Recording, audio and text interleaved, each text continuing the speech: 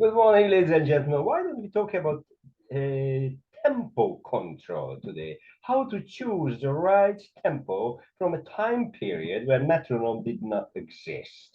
And I think this Haydn Symphony 104, last movement, is an excellent example for that we can learn from a lot.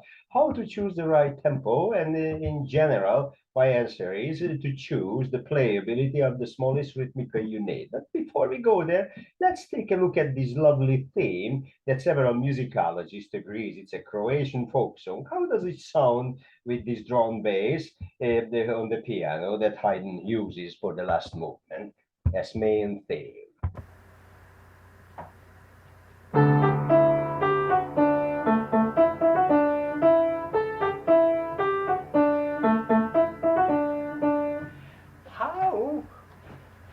How we got to this tempo? Let's see what other factors or sessions of the piece have to we consider. And there is at the score page 48 a very challenging session for the strings, especially in D minor, that might be the answer for the right tempo. The playability of these D minor, B flat major scales,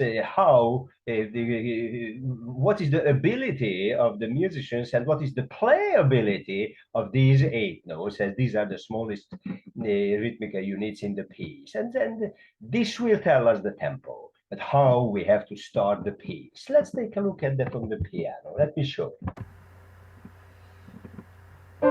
Oops.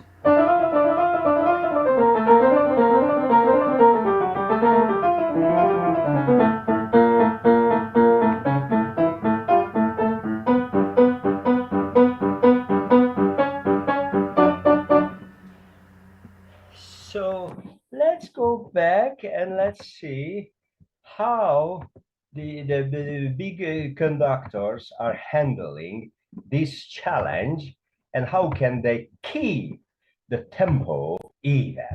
And here is this wonderful conductor for us, the Bernard Haitink, how he is handling this challenge. Let's listen to the start of the theme first, and after I go to that spot where the strings are coming.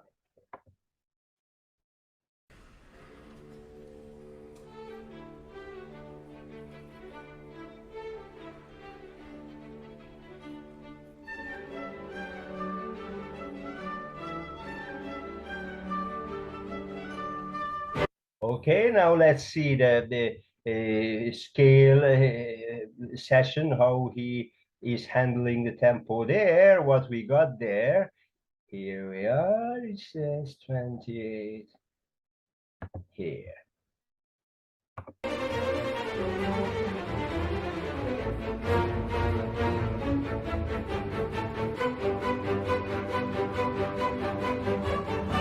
And now let's go back to the beginning and let's compare the two tempos, how consistent he was with the tempo at the start.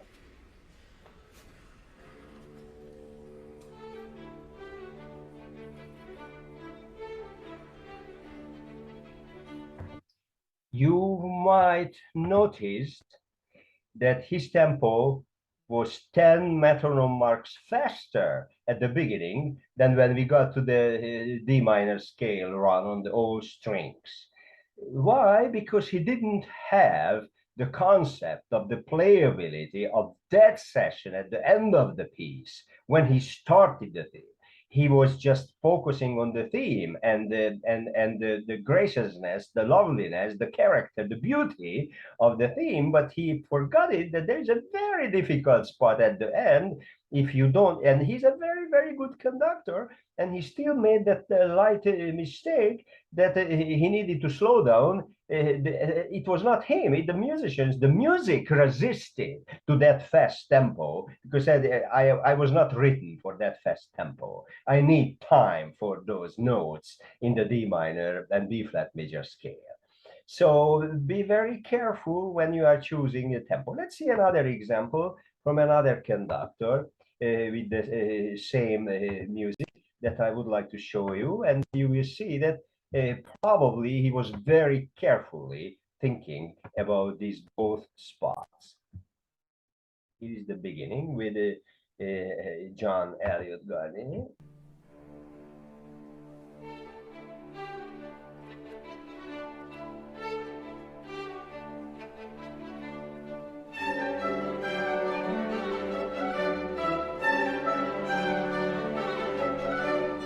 You might also hear that he already started at least 5 metronome marks slower than the previous conductor. And let's see how he controls this till the end when those the scale runs are coming, those challenging scale runs. Here we are.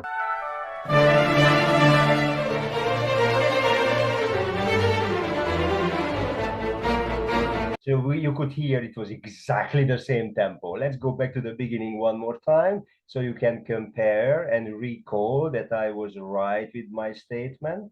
And he controlled the tempo beautifully because probably he had this concept.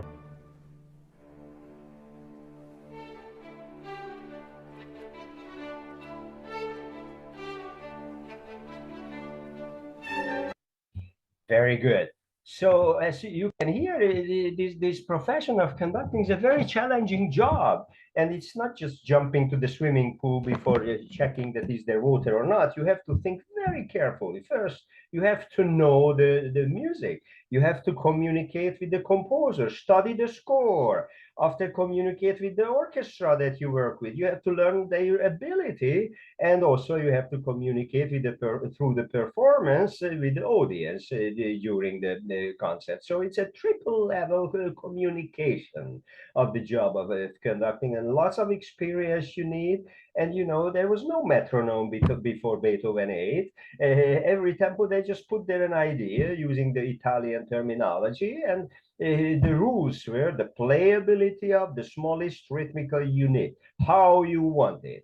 And in the first example that I showed you, the easy theme, he introduced a little faster, and he needed slow down because the music, the written material, Haydn slowed down the tempo, telling, no, I don't want to be played faster. This is what I want. And the music resisted for that start. And in the second example, you saw that the conductor had the concept very clearly.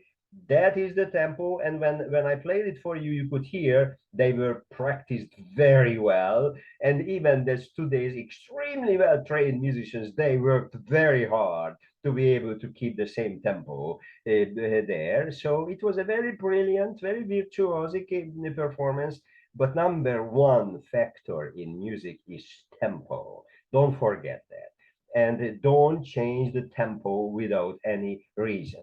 And here, just because it's too difficult and I can't play that fast, it's not a good reason to slow down. You have to think ahead. And before you start, make sure that you check in your mind that. Well, I hope it's a useful information and a useful advice, and hope you are already missing my Hungarian accent. And I promise I will be back. Have a wonderful day.